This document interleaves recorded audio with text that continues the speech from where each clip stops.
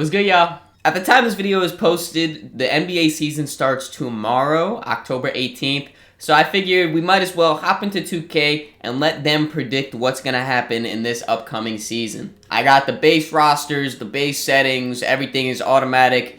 I'm just going to sim through this and see who's going to win the championship, win MVP, become all-stars, all that. We're going to figure that out in this video. Before we get started though, I just want to remind you guys to leave a like on the video, subscribe if this is the first video you're seeing. We're dropping bangers 3 times a week, Monday, Wednesday, Saturday. You don't want to miss out, so hit that subscribe button. But yeah, like I said, all these teams are the same. They're the normal teams. All these, this is what real life people that are on these teams.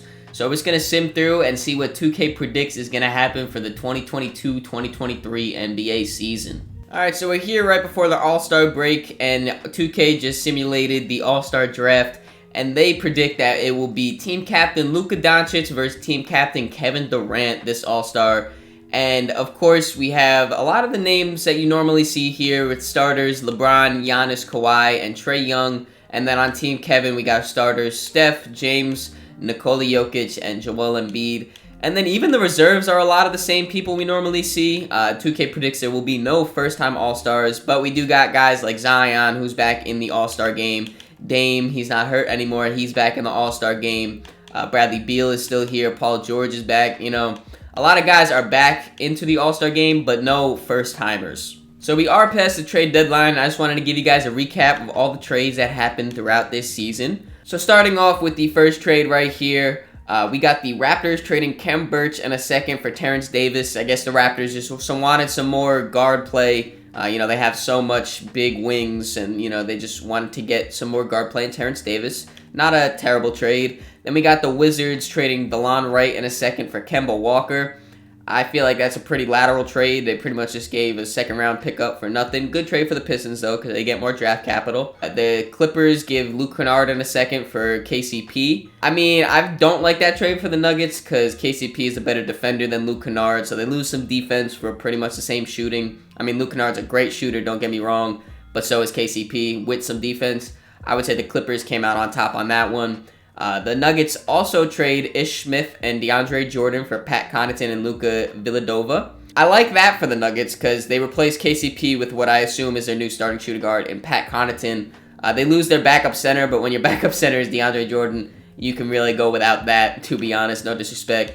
Then the Bucks are really active right now. They trade Grayson Allen and Jordan Nwora for Isaiah Hartenstein and Jericho Sims. That leaves the Knicks without a backup big. I don't know how I like that for them, but the Bucks get, some more depth at the big. The Heat just trade up, swap Duncan Robinson for Keita Bates-Diop. I mean, the Spurs are taking on that big contract. They are tanking. If this were to happen in real life, the Heat would definitely have to throw them at least some draft capital, but either way, they get rid of that big contract. Then we got Landry Shamet and Damian Lee going to the Raptors for Josh Jackson and DJ Wilson. Again, kind of a lateral trade there. I don't see too much movement. Now looking at the Pistons, they trade Hamidou Diallo and Kevin Knox for Kevin Huerter and Sam Morrell. I like that for the Pistons. They get some more shooting going on with them. And then finally, the Lakers traded Lonnie Walker and Kendrick Nunn for PJ Tucker and Georges Niang. They get more shooting. PJ Tucker plays some defense. It's not a terrible trade for the Lakers. So we are here at the All-Star break, and I just want to do a quick little check-in on see how people are doing around the league. If we look here, we got Philly on top of the East at a record of 42-15. I think a lot of people do expect Philly to be really good this year, so this doesn't surprise me too much. Then we got Chicago here at the 2nd seed. That does surprise me. I don't expect them to have as good of a season as they did last year, to be honest. But in 2K's eyes, they are the 2nd seed here, followed by Atlanta, Cleveland, Miami, and Boston. Those are the guys secured in the playoff as of right now. Then when you look at the play-in, we got the Raptors. The Hornets are an 8th seed. I think that's overachieving for them. Oh, they got Miles Bridges back. I guess in this universe, he beat the case, I guess. I don't really know, but he's playing nonetheless. So that could help them. Then we got Washington and Indiana to round out the play-in. And then looking at the guys that are out of the play-in, Milwaukee and Brooklyn, super surprising. Both these guys definitely are playoff locks, I feel like, especially Milwaukee. Maybe they had an injury. It doesn't look like it because they got all their big three playing. Don't really know what's going on there. And then in Brooklyn, they got their big three playing. So, very surprising. Then we got Orlando, Detroit, and the Knicks, which I think people do assume are going to be towards the bottom. And now looking out west, we got Minnesota as the 1 seed here. That new addition of Rudy Gobert is helping them tremendously, it looks like. And then at the 2 seed, we got Luka and the Dallas Mavericks. They got a big hole there at small forward, starting Josh Green. But I don't know, I guess that's what they want to do. Christian Wood is coming off the bench. It is rumored that he is going to be doing that in real life, so that makes sense. Then we got the Clippers, the Nuggets, the Pelicans, and the Grizzlies. And then in the play-in, right now we have the champion Golden State Warriors, Lakers, Kings, and Trailblazers. And the guys on the outside looking in so far is OKC, the Spurs, Phoenix, which is a very surprising one. They're 19-41. Damn, bro. With their all-starting 5 is healthy. That's wild. 19-41 for the Suns is OD. And the Rockets and the Jazz are on the bottom, which is expected. The Jazz are 10-50. Looking at the dunk contest participants, we got guys like Ja Morant, Zion Williamson, Anthony Edwards, and Zach LaVine. This would be a very crazy dunk contest. Probably one of the best ever. Definitely one of the best in recent times. And the winner was Ja Morant. He did end up winning the dunk contest, so shout out Ja. And then looking at the three-point contest, we got guys like Steph, Dame, Trae Young, D-Book, Jokic as a center in the three-point contest. He's almost shooting 50% from 3 this year. Damn, Jokic, you going crazy, trying to three-peat as the MVP, I see. And Luka's also here. Unfortunately, Jokic could not back up Cat and be the second center to win a three-point contest. It did end up going to Devin Booker. If you guys have been watching the videos around here recently, you shouldn't be surprised by this. Luka Doncic wins MVP, averaging a triple-double. That's crazy. Almost 50-40-90 on that, too.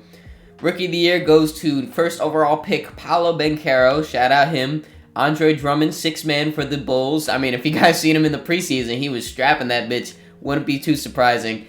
Rudy Gobert comes back and wins Defensive Player of the Year on his new team. Shout out Rudy.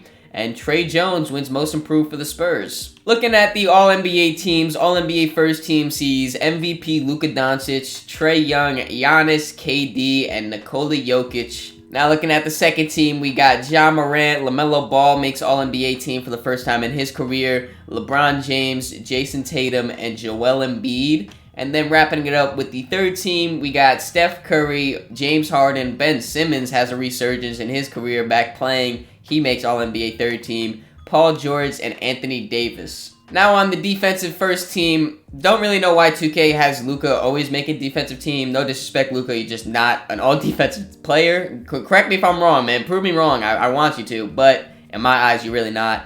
But anyway, Luka Doncic, Lonzo Ball, Giannis, Evan Mobley in his second year jumps up to all defensive first team. And then obviously Defensive Player of the Year, Rudy Gobert. Now looking at the second team, it's DeJounte Murray, LaMelo Ball, Draymond Green, Ben Simmons, and Joel Embiid. Now looking at the standings, starting out over here in the East, the Chicago Bulls jumped up to be the 1 seed. If I remember correctly, when we were looking at All-Star break, they were the 2 seed, but they jumped up to be the 1 seed, winning 57 games, which is good for best in the league, so shout out the Bulls. Second is the Hawks. They also made a jump, and Philly was the 1 seed at the All-Star break. They dropped down to the 3 seed. Still a great season for them nonetheless. Then at the 4 seed, we got the Cavs, Miami, and Milwaukee. And then in the play-in, we got the Raptors, the Hornets, Boston, and Indiana. It's a pretty big surprise that Boston went from making the finals last year to being in the play-in right now. And then it's also very surprising that Indiana made the play-in. Nonetheless, though, the guys on the outside looking in are Washington, Brooklyn, which is a huge surprise. It looks like Kyrie got hurt in this season. How many games did Kyrie play?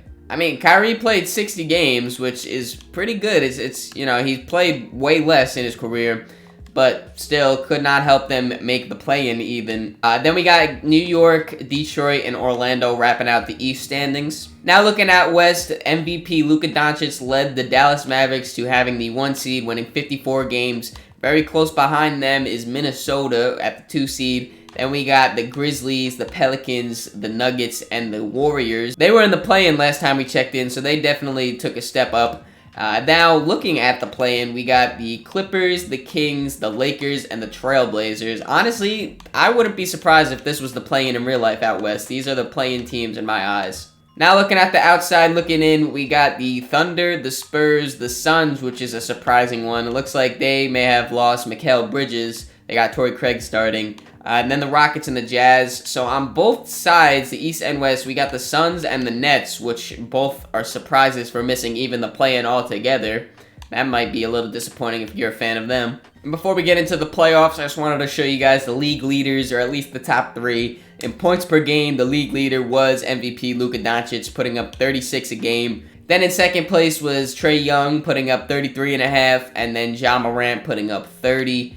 Looking at the rebounds, the leader was Nikola Jokic with 13, tied with Jared Allen with 13 as well. And then Joel Embiid had basically 13, and then same thing with Rudy Gobert. Luka's still in that top 5 though, as a guard is crazy.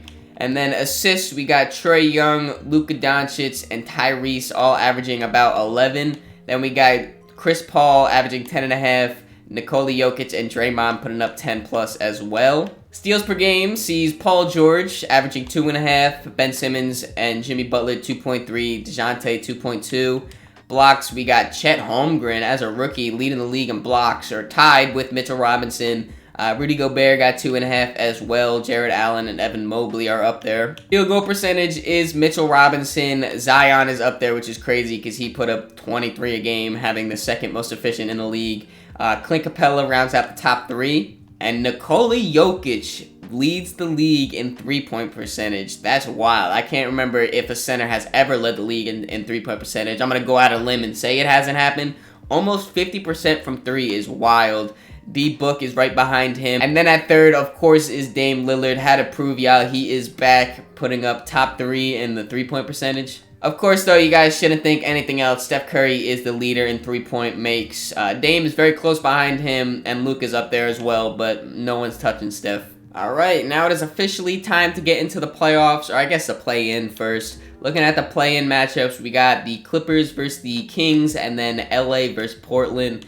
And then over in the East, it's Toronto, Charlotte, Boston, Indiana. I think we're just going to sim the play-in, and then we'll recap it real quick after that. So the Kings beat the Clippers in the first one to secure the 7th seed, and the Lakers fall to the Trailblazers to get eliminated. And then in the second round out west, the Clippers beat the Portland Trailblazers to secure that 8th seed spot. Then in the East, we got Toronto beating Charlotte for the 7th seed, Boston beating Indiana to move on. And then in the second round, of course, Boston beats Charlotte to become that 8th seed. So now the playoffs are set. Looking around, there is a lot of really good playoff series. Of course, over here, Dallas Clippers. For some reason, it always feels like Luka Doncic puts it up on another level when he's versing the Clippers, so that would be amazing to watch.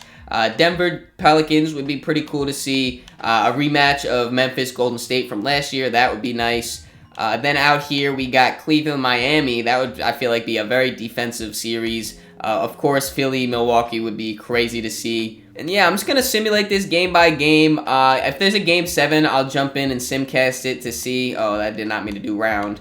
But yeah, I'll just go and jump in if there's a game 7 to see anything going around. But it looks like all these series are pretty close going through here. So we do already have some eliminations. The 5th seeded Denver Nuggets, I guess you could technically say it's an upset over the Pelicans in 5 to move on to the second round. And then this is definitely an upset, not seeding-wise, but I feel like team-wise. The Golden State Warriors lose in 5 to the Memphis Grizzlies. Let's simulate this next game to see if anyone else moves on. We have the Atlanta Hawks beating the Toronto Raptors in 6. The Timberwolves move past the Kings in just 5. And then the Dallas Mavericks also moved past the Clippers in just 5. So out west, all these series only went to 5, so it wasn't too competitive.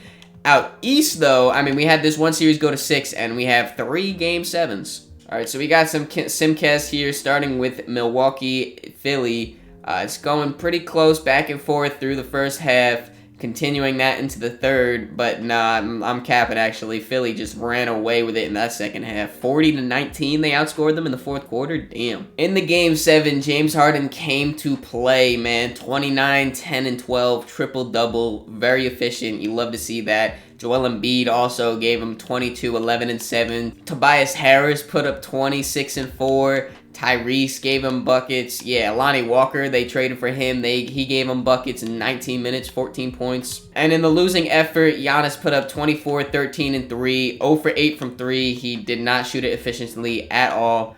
Not the best game for Giannis for sure.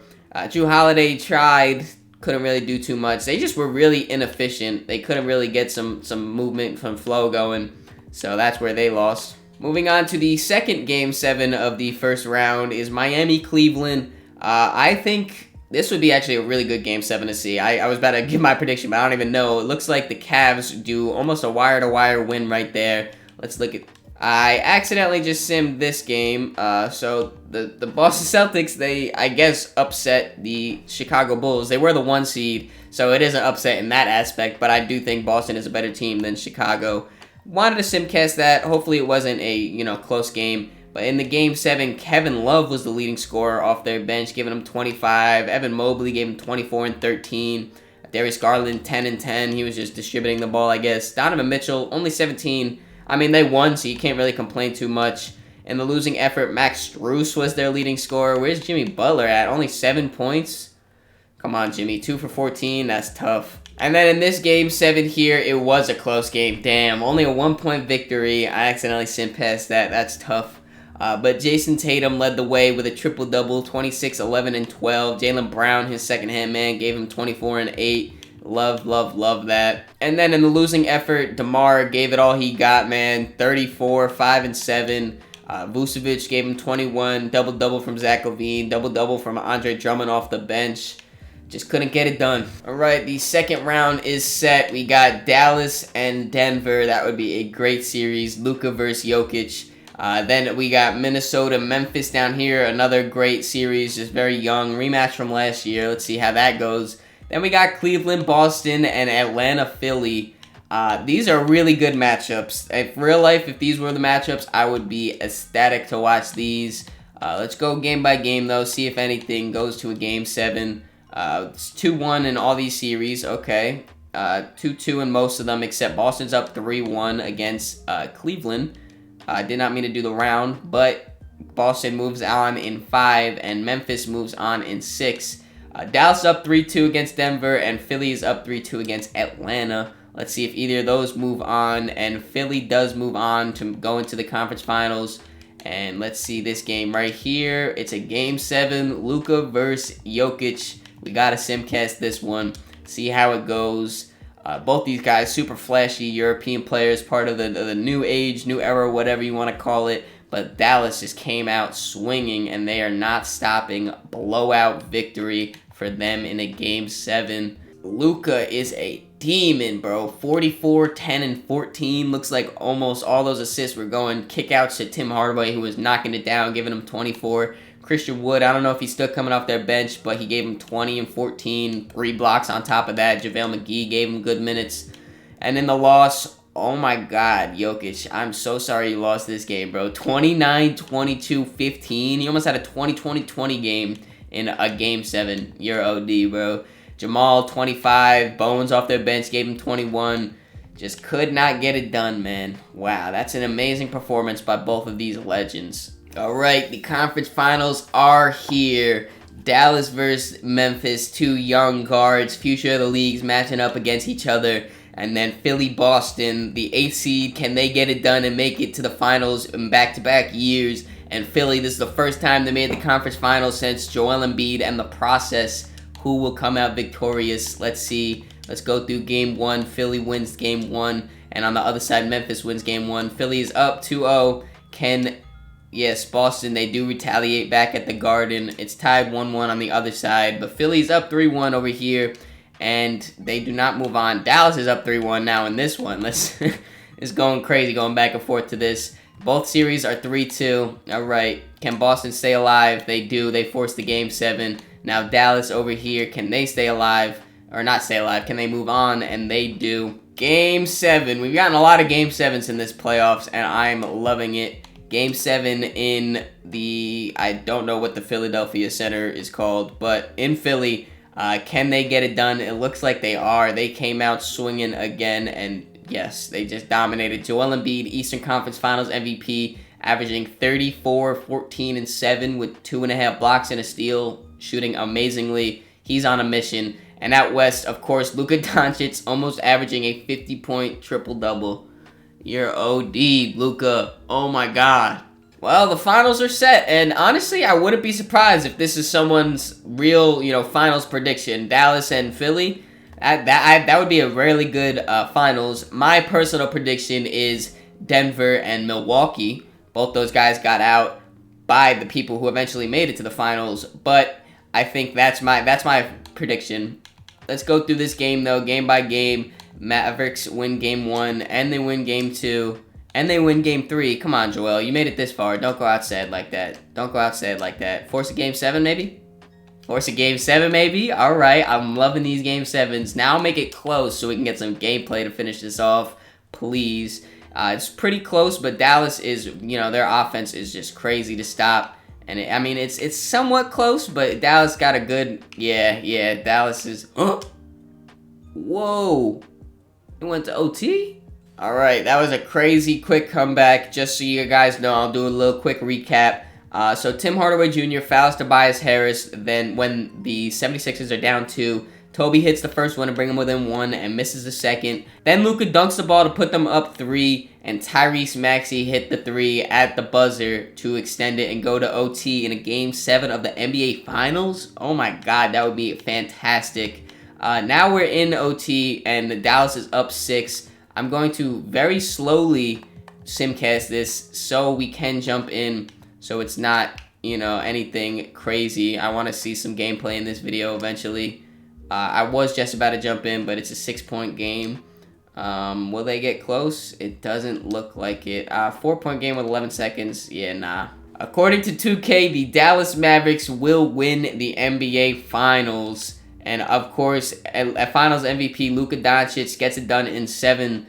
37 points, 12 rebounds, 12 assists. Shooting it great from the field. Oh, Lord. In the 4-point narrow overtime Game 7 victory in the finals, Luka Doncic puts up 35, 16, and 15. Super efficient game. Oh my God. Christian Wood gave him 27 and 7. Big game. Spencer Dinwiddie gave him 18. And in the loss, Joel put up 28, 17, and 8. He played all 48 for them. Bars. James Harden gave him 17, 8, and 10. D'Anthony Melton had a great game. Toby had a great game. They just could not get it done, man. This close. Well, if you're a Dallas Mavericks fan, I'm sure you'd love to see this simulation. You got Luka winning MVP. You guys are the 1 seed. You win the finals in 7, a thriller. I would be very happy if this actually happened in real life if I'm a Mavericks fan. Nonetheless, though, hope you guys enjoyed this video. If you did, make sure you leave it a like, subscribe so you don't miss the next one. In the comments down below, give me your prediction on who will win MVP, who will win the championship, and any other prediction you have, any bold takes. I want to see what you guys think is going to happen this NBA season. In the description, there's links to all my social media, so make sure you follow me on all those to keep up to date with me. Catch y'all.